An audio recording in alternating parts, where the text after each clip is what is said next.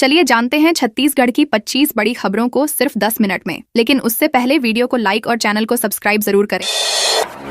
बिलासपुर में पहली बार सीएम साय ने फहराया तिरंगा। 77वें गणतंत्र दिवस पर बिलासपुर पुलिस ग्राउंड में मुख्यमंत्री विष्णुदेव साय ने पहली बार राष्ट्रीय ध्वज फहराया और परेड की सलामी ली। साय ने घोषणा की कि छत्तीसगढ़ पुलिस बल को राज्य स्थापना की 25वीं वर्षगांठ का पदक मिलेगा। उन्होंने कहा कि नक्सलवाद अंतिम चरण में है और मार्च 2026 तक प्रदेश नक्सल मुक्त हो जाएगा। सरेंडर नक्सलियों के पुनर्वास, बस्तर कैफे और नियत नेला नार योजनाओं से प्रभावित क्षेत्रों में विकास कार्य तेज किए जाएंगे। डिप्टी सीएम अरुण साव और विजय शर्मा ने बस्तर और सरगुजा में झंडा फहराया। यह घटना छत्तीसगढ़ के पहले सीएम अजीत जोगी की याद दिलाती है, जिन्होंने 2001-2003 तक बिलासपुर में ध्वज फहराया।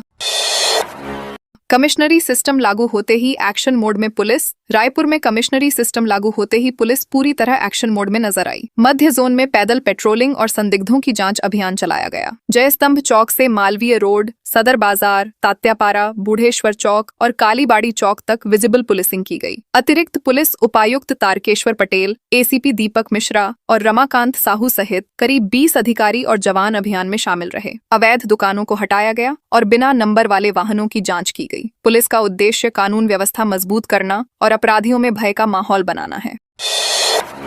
लोरमी शिवघाट में नर्मदा जयंती उत्सव। मुंगेली के लोरमी स्थित शिवघाट के प्राचीन नर्मदा मंदिर में नर्मदा जयंती उत्सव धूमधाम से मनाया गया। महंत विवेक गिरी गोस्वामी के सानिध्य में महाआरती और गाजे बाजे के साथ पूजा अर्चना की गई। दूर दराज से संत महात्मा और श्रद्धालु पहुंचे। यह मंदिर लगभग 115 साल पुराना है और मान्यता है कि संत झिथरा बाबा की तपस्या से मां नर्मदा का उद्गम हुआ। मंदिर के पास बहती मनियारी नदी के किनारे श्रद्धालु दर्शन के लिए आते हैं। जयंती पर हजारों भक्तों ने आस्था का अनुभव किया और नर्मदा माता की महिमा का गुणगान किया। आरपीएफ बैंड की धुन ने जगाया देशभक्ति का जज्बा। बिलासपुर में वंदे मातरम के 150वें वर्षगांठ पर आरपीएफ बैंड ने लोगों में देशभक्ति का जोश बढ़ाया। मुख्यमंत्री साय ने कहा कि यह गीत आजादी के संघर्ष में प्रमुख अस्त्र था। वीर सेनानियों ने इसे गाकर अपने प्राणों की आहुति दी। प्रधानमंत्री नरेंद्र मोदी के आह्वान से नई पीढ़ी में चेतना और जागरूकता बढ़ रही है। पुलिस विभाग के चेतना अभियान की सराहना की गई। एसएसपी रजनेश सिंह ने सामाजिक जागरूकता पर आधारित शॉर्ट फिल्म का प्रदर्शन किया। कार्यक्रम में उपस्थित लोगों में देशभक्ति, उत्साह और राष्ट्र प्रेम की भावना प्रबल हुई।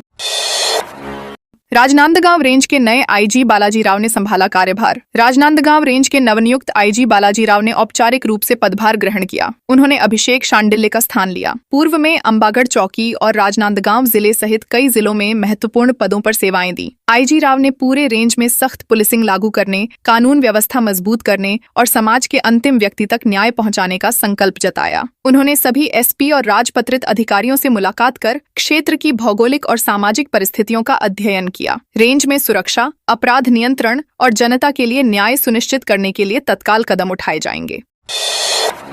बिना बिल 50 लाख की दवाइयां मिली। इंदौर से छत्तीसगढ़ के विभिन्न जिलों में फर्जी बिल के जरिए नकली दवाइयां पहुंची। 7वीं खेप में लगभग 50 लाख की बिना लाइसेंस वाली दवाइयां पकड़ी गईं। जांच में खुलासा हुआ कि 6 खेपें पहले ही खपाई जा चुकी थीं। इंदौर के बिजासन मेडिकल स्टोर और एजेंसियों ने फर्जी बिल के सहारे दवाइयां ट्रांसपोर्ट की। एंटीबायोटिक दवाइयों को दर्द निवारक बिल में लॉट किया गया। 4 स्पेशल अफसरों की जांच में ड्रग माफिया के ठिकानों पर छापेमारी हुई। कुछ दवाइयां कारोबारी के घर में छिपाई गई थीं। रैकेट की पूरी जांच जारी है और दोषियों के खिलाफ सख्त कार्रवाई होगी।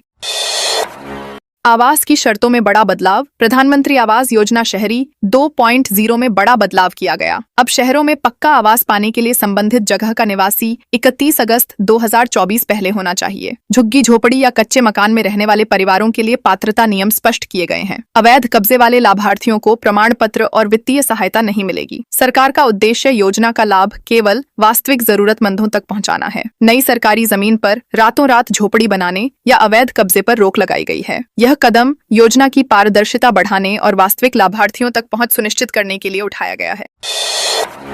कोरबा में मारपीट, मासूम की खतरनाक सवारी के वीडियो वायरल। कोरबा में मारपीट और मासूम की खतरनाक सवारी का वीडियो सोशल मीडिया पर वायरल हुआ। सोनालिया चौक पार्किंग के पास आधा दर्जन लोग एक व्यक्ति की बेरहमी से पिटाई करते। यह विवाद स्कूली छात्रों के बीच हुआ। मारपीट लगभग 15 मिनट तक चली और अपशब्दों का भी प्रयोग हुआ। राहगीरों ने वीडियो बनाकर पुलिस को शिकायत दी। कोतवाली थाना प्रभारी एमबी पटेल ने बताया कि मामले की जांच शुरू कर दी गई है। आरोपी और अन्य शामिल व्यक्तियों की पहचान कर जल्द कार्रवाई की जाएगी।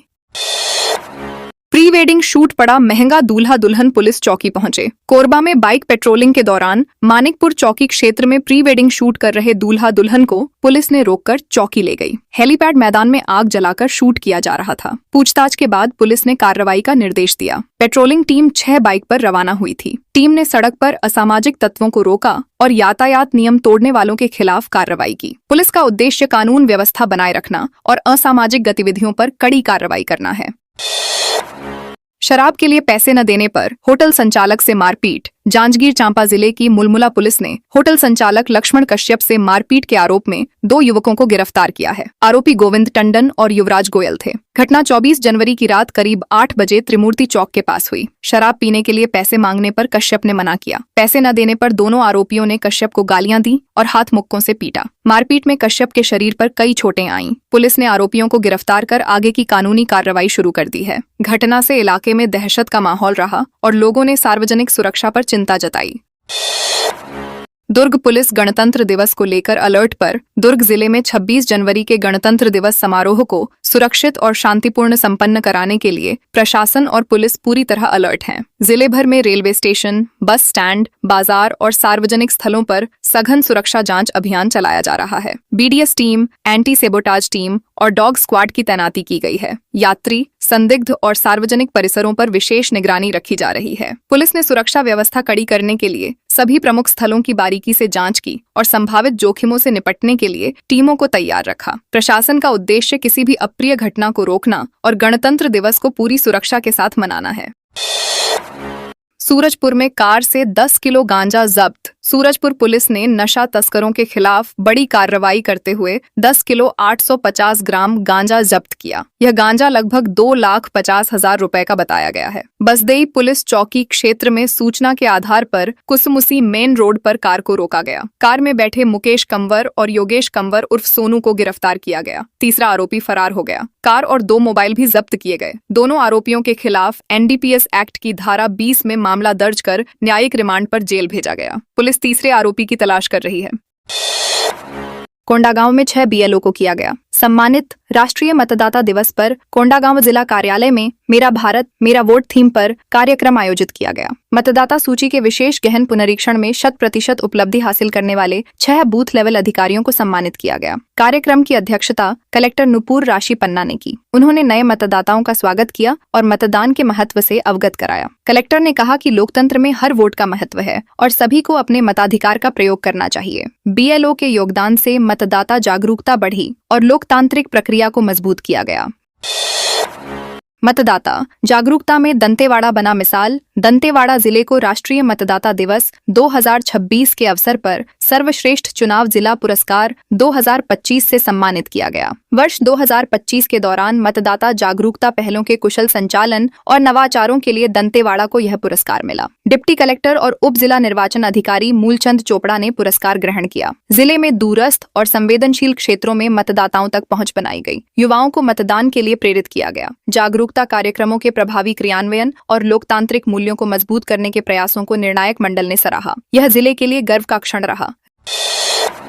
रासेओ लाफा ने पराक्रम दिवस पर निकाली रैली। पाली के स्वामी आत्मानंद उत्कृष्ट हिंदी माध्यम विद्यालय लाफा की एनएसएस इकाई ने पराक्रम दिवस मनाया। कार्यक्रम प्राचार्य जीपी बंजारे के संरक्षण में और अधिकारी महावीर प्रसाद चंद्रा के नेतृत्व में हुआ। शिक्षक और छात्र छात्राओं ने ज्ञान की देवी मां सरस्वती, नेताजी सुभाष चंद्र बोस के तैल चित्र पर पूजा अर्चना, दीप प्रज्वलन और पुष्प अर्पित किए। दुबट्टा चौक में रैली निकालकर राष्ट्रगीत वंदे मातरम का गायन किया गया। कार्यक्रम में जाति धर्म से ऊपर उठकर देशभक्ति की शिक्षा दी गई। सभी को प्रसाद वितरण किया गया और सुभाष चंद्र बोस के सफरनामा की जानकारी दी गई।